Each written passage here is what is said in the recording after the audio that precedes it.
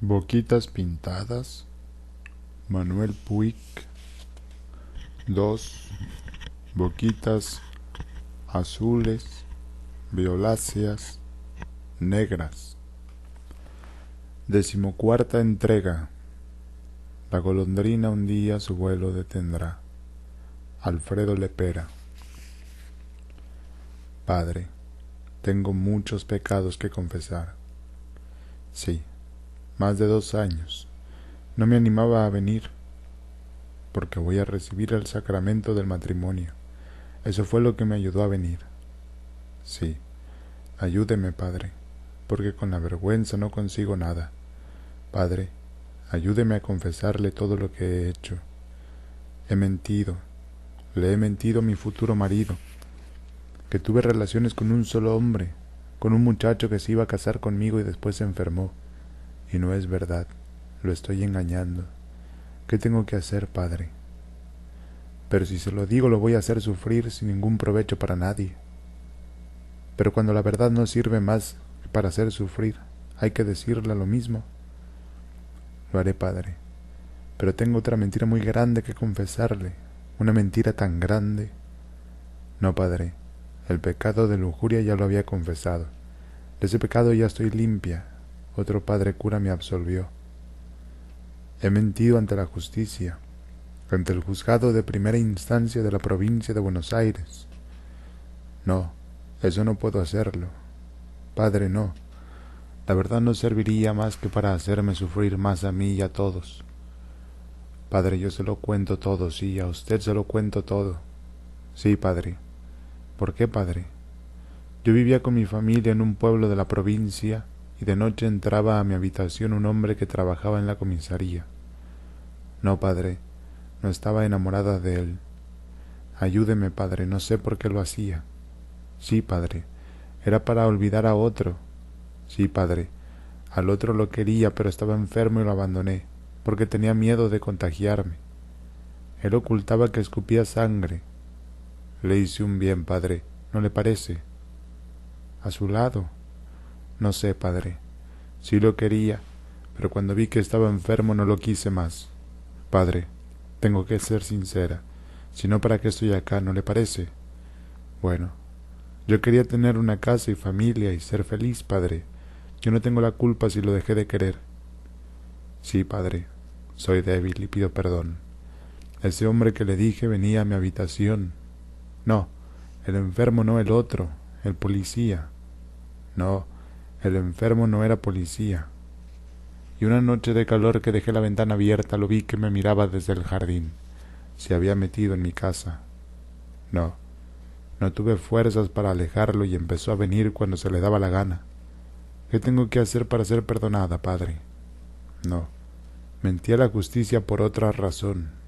Resulta que ese muchacho era el padre de un hijo natural de mi sirvienta, que llegó de vuelta de Buenos Aires cuando yo ya había caído en la tentación con él. No, volvió porque yo la llamé, mejor dicho, mi mamá. No, ella había trabajado con nosotros antes, cuando quedó embarazada. No, yo no le podía decir nada a él porque en ese tiempo yo todavía no lo conocía. Lo conocí después, cuando él empezó a trabajar en la policía. No, durante el proceso no. Yo lo conocí antes, porque cuando el proceso él ya estaba muerto, era el proceso por el asesinato de él. Sí, empiezo de nuevo. Cuando llegó de vuelta la sirvienta, de Buenos Aires, porque mi mamá la llamó, yo me di cuenta de que corríamos peligro de que ella nos viera. No, mi mamá no. Tenía la pieza lejos, la sirvienta, porque lo odiaba al muchacho. Entonces le dije a él que yo tenía miedo, pero siguió viniendo a verme. La sirvienta oyó ruidos una noche, pero no se dio cuenta de nada, pero otra noche oyó los mismos ruidos y salió al patio. Entonces lo alcanzó a ver a él, que saltaba el tapial ya de vuelta para la comisaría, y oyó el ruidito de mi ventana que se cerraba. Sí, ya para entonces era invierno. Ella se dio cuenta y a la noche siguiente se quedó en el patio, con un frío terrible, esperando que él saliera de mi pieza. Él se iba antes de aclarar el día. Aquella noche fatal yo me había quedado dormida. Él me despertó cuando ya estaba listo para saltar de la ventana al jardín. Así yo cerraba la ventana. Fue ese famoso invierno del año 39 que hizo tanto frío. Yo estaba de nuevo acomodándome para seguir durmiendo cuando oí unos gritos espantosos de dolor. Me levanté de un salto y abrí la ventana. Ya no se oía más nada. La sirvienta había tenido el atrevimiento de esperarlo y le había dado 2 puñaladas. Sí, llamé a papá y a mamá. Yo lógicamente tenía miedo de que la sirvienta viniera y me matara a mí. Pero vi que papá iba y se le acercaba donde estaba ella, arrodillada al lado de él, tirado muerto, con la cuchilla de la cocina clavada en el corazón. Ella estaba quieta. Mi papá se le acercó y le pidió que desclavara la cuchilla y se la diera. Ella le hizo caso y mi papá, sin ensuciarse, agarró la cuchilla por la hoja con 2 dedos y a ella la llevó de un brazo para dentro de la casa. Mi mamá le preguntó qué había hecho y la sirvienta estaba como idiotizada, no reaccionaba con nada. Mi mamá me pidió que le trajera perfume y alcohol para hacerle oler. Yo estaba muerta de miedo de que papá y mamá se dieran cuenta de lo que había pasado. En el baño vi el frasquito de pastillas para dormir, de luminal. Agarré 2 pastillas y las llevé escondidas en el puño. Le dije a mi mamá que yo no encontraba nada, porque en realidad mi mamá tiene la manía de guardar todo y a veces yo no encuentro las cosas. Entonces fue ella a buscar el perfume y el alcohol. Yo le puse las pastillas en la boca a la sirvienta y se las hice tragar, pero estaba atragantada. Mi mamá llegó y le dio un vaso de agua, pero no se dio cuenta qué era y eso que mamá de tonta no tiene nada. Al ratito la sirvienta se quedó dormida. Cuando la policía me preguntó qué había pasado, no sé de dónde saqué el coraje, y les mentí. Les dije que el muchacho había querido abusar de la sirvienta y que ella se había defendido con la cuchilla. Ay, padre, todo yo lo había imaginado más de una vez. Yo ya me había imaginado que eso podía pasar y él no me hacía caso. No, la sirvienta se despertó recién a la mañana siguiente. Yo pasé toda la noche al lado de ella, y el médico, de tanto que le dije, no dejó que la llevaran a la policía, y quedó un cabo vigilando que se iba a la cocina a comer a cada rato. Porque usted no sé si habrá visto que los policías y los médicos están habituados a las desgracias y no se inmutan. Y los curas, los sacerdotes también se controlan mucho. Cuando se despertó la pobre le dije que si contaba la verdad la iban a condenar a cadena perpetua y no iba a ver más al hijo. Le expliqué hasta que lo entendió que no dijera nada, que el muchacho había estado en mi pieza, que él había saltado el tapial para verla a ella, para abusarse otra vez, que ya no valía la pena vengarse de mí. Lo que tenía que hacer era salvarse ella para poder darle todos los gustos, un modo de decir, a su nenito. Y le expliqué bien claro todo lo que tenía que poner en la declaración. Me miraba sin decir nada, y todo salió bien. Me entendió que tenía que mentir para que la soltaran, y todos se creyeron que fue en legítima defensa. La verdad la supieron nada más que ella, el abogado y yo, y por supuesto el muchacho muerto. El que murió. ¿Cuál enfermo? No, el que yo dejé no se ha muerto, todavía vive, pobre muchacho. Yo digo el otro, el que mató a la sirvienta. No, padre, ¿de qué serviría? ¿Pero para qué si la pobre lo hizo de puro ignorante que es? ¿Usted cree que Dios no la ha perdonado? Y Dios no tendrá otro modo de castigarla. Tiene necesariamente que castigarla la justicia. Sí, padre, tiene razón. La verdad tiene que saberse. Bueno, padre, se lo prometo, contaré toda la verdad. ¿A quién voy a ver? No me acuerdo del nombre del juez. Creo que no murió de la primera puñalada, de la segunda. Es posible que unos segundos haya vivido. Ya Dios perdona por un solo segundo de arrepentimiento. Entonces lo haré, padre. Así se acortan sus sufrimientos en el purgatorio. Padre, ¿usted cree que él tuvo ese segundo de arrepentimiento? Porque si no lo tuvo, habrá ido al infierno y ahí nadie lo puede ayudar, por más que nos la pasemos rezando los que estamos vivos. ¿Qué cosa? ¿Y qué puedo hacer por él? Sí, son muy pobres. Debe tener 3 o 4 años. Sí, en esos rancherillos se hacen ladrones, malandrines. Eso cuando esté en edad escolar, sí, lo prometo. Hasta cuando pueda. Sí, padre, le prometo las 2 cosas. Iré a decir toda la verdad y me encargaré de la educación de ese pobrecito. Sí, Padre, estoy arrepentida. De todo. 10 Padre Nuestros y 10 Ave Marías y 2 rosarios todas las noches. Sí, Padre, me doy cuenta. Sé que soy débil. Pero ¿qué culpa tuve yo si no lo quise más? Me tenía que casar con un muchacho enfermo si no lo quería. No es un pecado casarse sin querer a un hombre. No es engañarlo. ¿Engañarlo no es pecar? Sí, estoy convencida. Gracias, Padre, lo prometo. En el nombre del Padre, del Hijo y del Espíritu Santo. Amén. El día sábado 18 de abril de 1947 a las 15 horas, Juan Carlos Jacinto Eusebio Etchepare dejó de existir. Junto a él se encontraban su madre y su hermana, a quienes había venido a visitar en Semana Santa como todos los años, porque el comienzo del otoño era la época recomendada por los médicos para sus breves permanencias en Coronel Vallejos.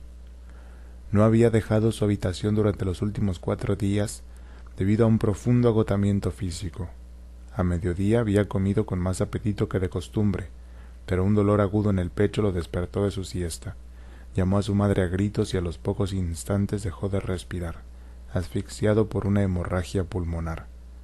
El doctor Malbrán llegó 10 minutos después y lo declaró muerto. El ya mencionado día sábado 18 de abril de 1947, a las 15 horas, Nélida Enriqueta Fernández de Maza pasó un trapo enjabonado por el piso de la cocina de su departamento en la capital federal. Había terminado de lavar los platos y utensilios de cocina correspondientes al almuerzo y estaba satisfecha de haber hecho su voluntad pese a la oposición del marido. Este se había quejado una vez más de que la mucama no trabajase los sábados y le había pedido a su esposa que dejara el lavado de los platos para después de la siesta. Nené había replicado que la grasa fría y endurecida era mucho más difícil de quitar, y él, de mal humor, había continuado la discusión aduciendo que más tarde la entrada de ella en el dormitorio lo despertaría y no podría volver a conciliar el sueño que tanto necesitaba para calmar sus nervios. Nené había respondido finalmente que para evitar molestias, después de terminar con la cocina, se acostaría en la cama de uno de los niños. El ya mencionado día sábado 18 de abril de 1947, a las 15 horas, María Mabel Sáenz de Catalano, aprovechando la presencia de su madre en la capital federal para celebrar juntas la Semana Santa, la dejó a cargo del lavado de la cocina y llevó a su hija de 2 años a tomar sol a la plaza. Como ya lo temía, no estaba abierto el negocio de artículos para hombre, situado en la esquina, donde trabajaba el joven vendedor con quien tanto simpatizaba. El ya mencionado día sábado 18 de abril de 1947 a las 15 horas, los despojos de Francisco Catalino Páez yacían en la fosa común del cementerio de Coronel Vallejos. Solo quedaba de él su esqueleto y se hallaba cubierto por otros cadáveres en diferentes grados de descomposición, el más reciente de los cuales conservaba todavía el lienzo en que se los envolvía antes de arrojarlos al pozo por la boca de acceso. Esta se encontraba cubierta por una tapa de madera que los visitantes del cementerio, especialmente los niños, solían quitar para observar el interior. El lienzo se quemaba poco a poco en contacto con la materia putrefacta y al cabo de un tiempo quedaban al descubierto los huesos pelados. La fosa común se hallaba al fondo del cementerio, lindando con las más pobres sepulturas de tierra. Un cartel de lata indicaba osario y diferentes clases de yuyos crecían a su alrededor. El cementerio, muy alejado del pueblo, estaba trazado en forma de rectángulo y lo bordeaban cipreses en todo su contorno. La higuera más próxima se encontraba en una charca situada a poco más de 1 kilómetro y dada la época del año se la veía cargada de frutos maduros. El ya mencionado día sábado 18 de abril de 1947 a las 15 horas, Antonia Josefa Ramírez decidió matar al pollo colorado del gallinero porque el pollo bataraz que ya había separado, con las patas atadas en un rincón del corral, estaba un poco flaco y la clienta se lo había encargado muy carnoso. Le pidió a una niña de 7 años, descalza, que lo corriera y agarrara. Era la hija menor del viudo con quien vivía en concubinato desde hacía cerca de 2 años, vecino del rancho de su tía. Raba no quería distraer al niño mayor, de 12 años, que estaba punteando la tierra en la huerta, y los otros 2 niños intermedios, de 11 y 9 años, se encontraban en el pueblo trabajando como mandaderos de un almacén y una fonda respectivamente. Su propio hijo, Francisco Ramírez, contaba 9 años y se desempeñaba como repartidor de diarios.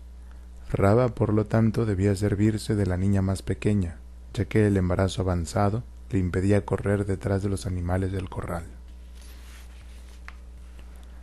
El cajón que contenía los restos de Juan Carlos Jacinto Eusebio Etchepare fue colocado en uno de los nichos del paredón blanco levantado para ese uso meses antes en el cementerio de Coronel Vallejos, a pocos pasos de la entrada principal.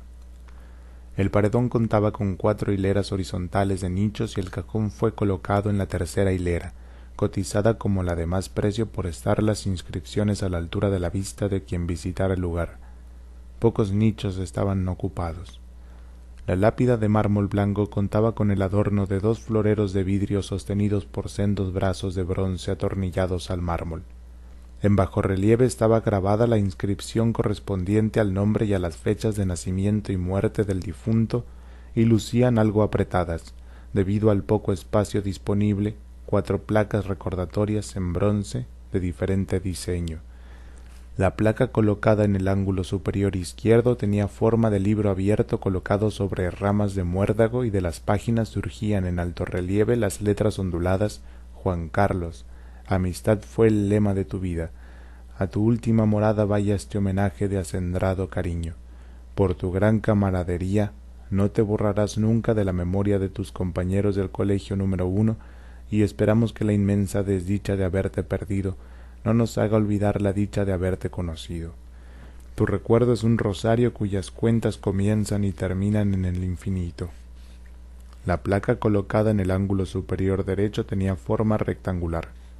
Junto a una antorcha en relieve aparecía la inscripción dispuesta en líneas rectas paralelas: Juan Carlos J. E. Etchepare, que en paz descanse, falleció el 18/4/1947. Esta vida es un sueño, el verdadero despertar es la muerte que a todos iguala. Sus superiores, camaradas y amigos de la Intendencia Municipal, a su memoria. La placa colocada en el ángulo inferior izquierdo era cuadrada y tenía como único adorno una cruz. Juanca, con tu partida no solo he perdido a mi hermano querido, sino a mi mejor amigo de esta, desde ahora, mi pobre existencia. Tu recuerdo inolvidable tiene en mi corazón un templo que recibirá perennemente el incienso de mis lágrimas.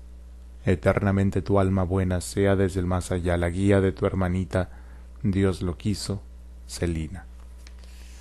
La placa restante, colocada en el ángulo inferior derecho, consistía en una figura de ángel con los ojos cerrados y los brazos cruzados sobre el pecho, suspendido en una nube a la que llegaban rayos desde lo alto. La inscripción decía: silencio, mi hijito duerme, mamá. Él me miraba siempre cuando yo pasaba por el bar, a casa de vuelta de hacer los mandados. Dios te salve María, llena eres de gracia. El Señor es contigo, bendita tú eres entre todas las mujeres, y bendito sea el fruto de tu vientre Jesús. Santa María, Madre de Dios, ruega por nosotros pecadores ahora y en la hora de nuestra muerte. Amén. Porque llueva y no se seque el pasto, porque mi abuela se cure, porque no vuelvan las langostas que se comen todo, porque no haya más plaga de tu cura. A los 13 años, Santa María, Madre de Dios, que sabía yo lo que eran los hombres, y desde entonces todos los días pedí que se muriese, y pido perdón de todo corazón que estoy arrepentida de haberle deseado la muerte a ese pobre muchacho que se murió ayer, que tanto lo odiaba, hace tantos años. El 14 de septiembre de 1937 ya hizo 9 años, mamá. Y hay una cosa que nunca te conté, pero prométeme que vas a ser buena conmigo, después que te lo diga.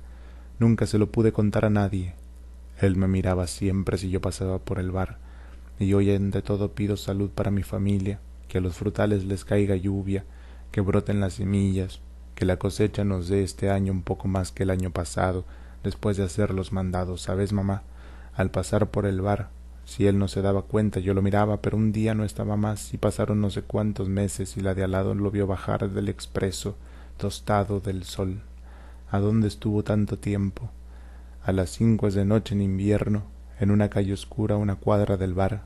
¿Será que me está siguiendo? Vos sos de la chacra, que está detrás de la vía, ¿verdad? Ya sos una señorita. Y me empezó a hablar, que había estado en una estancia paseando. Vos sabés, mamá, él había llegado el día antes en el expreso y estaba muy amargado, me dijo, porque había tenido una gran desilusión. En la esquina de casa, todas las cuadras, ya por el descampado, me contaba del baile de la primavera, y él estaba seguro de que yo iba a salir reina de la primavera cuando tuviera 15 años. Estaba muy amargado esa noche. Se había peleado con la nené. ¿Vos te acordás de ella, mamá? Era una empaquetadora de albarato argentino. Hace muchos años que ya no vive más acá. Qué amargura tengo, me decía ese muchacho, y no me acuerdo de más nada. Prendida a fuego, borracha, dormida. Tenía cara de bueno, mamá. ¿Vos no te acordás? Yo tenía 13 años. Cuando entré, te enojaste porque había tardado tanto. Yo te pelé las papas lo más rápido que pude y piqué la cebolla y pelé el ajo, lo corté en pedacitos. Vos me mirabas, mamá. ¿No te acordás que yo entré a casa temblando? Porque corrí un poco, que era tarde. Fue la mentira que le dije a mi mamá. Y si mi mamá se pone muy triste cuando yo le cuente todo, ese muchacho que se murió ayer se aprovechó de mí. ¿Entendés, mamá? Me hizo lo peor que le puede hacer un muchacho a una chica. Me sacó la honra para siempre. ¿No me lo vas a creer? Al cielo le pido ante todo salud para toda la familia, y si me puedo aguantar sin decirle nada a mamá sería mucho mejor. A las 5 de la tarde volví a pasar el otro día para preguntarle muchas cosas, si ya él estaba enojado del todo con la nené, pero no me saludó, no me siguió y nunca más me volvió a hablar. Mamá, una sola vez caminó al lado mío, porque se había sacado las ganas al desgraciado y que se muera. Ave María Purísima, yo le deseé la muerte y alguien me habrá oído. Quiero quitarme el pecado. Él no tuvo la culpa, fui yo que me dejé tentar. Que no haya sido por mí que se murió ese muchacho. Mamá, yo no te voy a contar nada. ¿Para qué? Te vas a amargar como yo. Si Dios me ayuda me voy a quedar callada. ¿Qué le pasaba aquel día a ese muchacho? ¿Qué amargura tengo? Me decía caminando al lado mío, pero después de ese día nunca más me volvió a hablar. Dios del alma, ayúdame en este momento, que se me fue mi hijito, y no aguanto más de la pena. Me voy a morir yo también, y te pido que lo tengas en tu reino porque no se alcanzó a confesar, y estará cargado de pecados, pero escúchame, Dios mío, querido, y yo te voy a rezar hasta que me muera, y a la Santísima Madre de Dios, Virgen María adorada, que sabe la pena de perder a un hijo joven, y mi hijo no era un santo como el tuyo, Madre de Jesús, pero no era malo. Yo siempre le dije que fuera más a misa, que comulgara, y lo peor es que era tan chiquilín. Lo que él quería era divertirse siempre, ir con las chicas.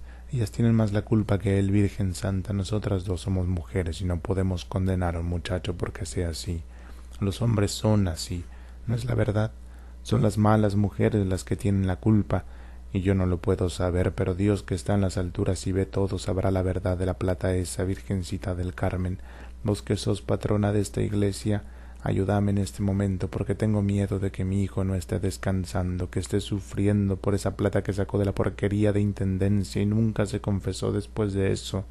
Ojalá en Córdoba se haya confesado alguna vez, pero yo le pregunté y él, porque es un chiquilín, me dijo que no, habrá sido por no dar su brazo a torcer.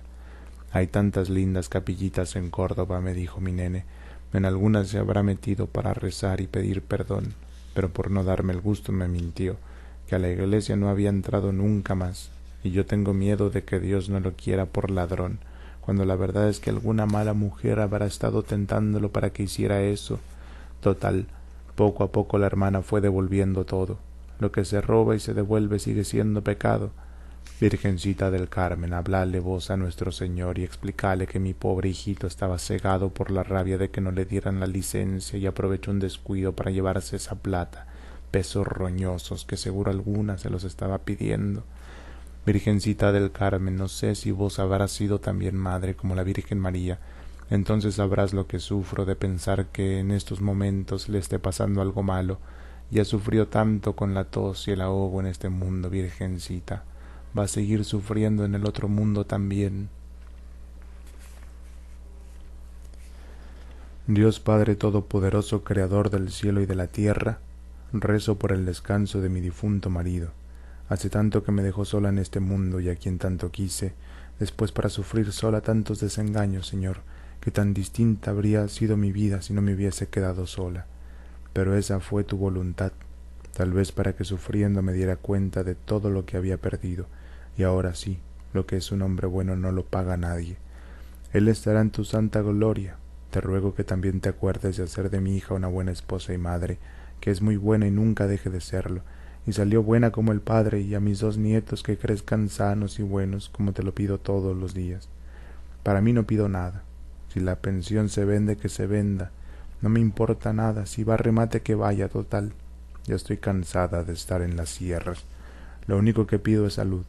Así puedo trabajar y no ser una carga para mi hija, que no quiero que se entere que estoy en la calle. Yo pido salud y que si me rematan la pensión me quede algo después de pagar la hipoteca y se la doy a mi chica, que algo le corresponde de lo poco que dejó el padre. Siento vergüenza de pedir otra cosa para ese pobre muchacho que vivía en pecado con él y ahora no está más. Y yo lo perdono, Dios mío. Era un cabeza hueca, yo no quiero tenerle rencor, ya se murió, ya no le puede hacer mal a nadie. Y yo no me quejo de nada porque me les voy a aguantar. Si hice una macana, ya me las voy a aguantar, porque es el castigo que me merezco, porque una cosa es tirar a la Bartola lo que era mío, pero tirarlo de mi nena, ni yo me lo perdono. Si yo sabía que él no tenía cabeza para la plata, ¿por qué le hice caso de hipotecar lo que era también de la nena? Yo no pido nada para mí, nada más que salud, que no tenga que ser una carga para mi yerno. Así puedo trabajar, de lo que sea. Pido nada más que para mi hija, que esté bien, y para los chicos, y para ese pobre muchacho que esté descansando, porque yo de veras no le tengo ningún rencor. Padre nuestro que estás en los cielos, santificado sea tu nombre, vénganos tu reino, hágase tu voluntad así en la tierra como en el cielo. El pan nuestro de cada día dánoslo hoy, y perdona nuestras deudas, así como nosotros perdonamos a nuestros deudores, y no nos dejes caer en la tentación, mas líbranos del mal. Amén. Pero no puedo conformarme, no puedo, Jesús, porque él no tuvo culpa de nada. Fue todo por culpa ajena, mi hermano era bueno, y ahora estamos solas, mamá y yo. Y cuando una enfermedad viene por voluntad del destino, es distinto, pero cuando viene porque alguien lo provoca, entonces yo no me puedo conformar. Si aquella no lo hubiese tentado y tentado, esto no habría sucedido. Jesucristo, yo pido que se haga justicia, que esa mujer tenga su merecido, un muchacho débil, resfriado, y ella lo hacía quedar en ese portón horas y horas hasta la madrugada, lo hacía quedar con sus malas artes. Yo pido que pronto esa mujer tenga su merecido, porque si no, no voy a poder seguir viviendo del odio que le tengo, y también estoy segura de que fue por ella que él robó en la intendencia. Se lo habrá pedido ella para escaparse con él. Por eso habrán fingido pelearse y que nunca se me cruce en mi camino porque no respondo de mis actos. Que el cielo no lo permita. No quiero saber dónde está, si vive o está muerta, pero que no se me cruce en mi camino porque la voy a despedazar.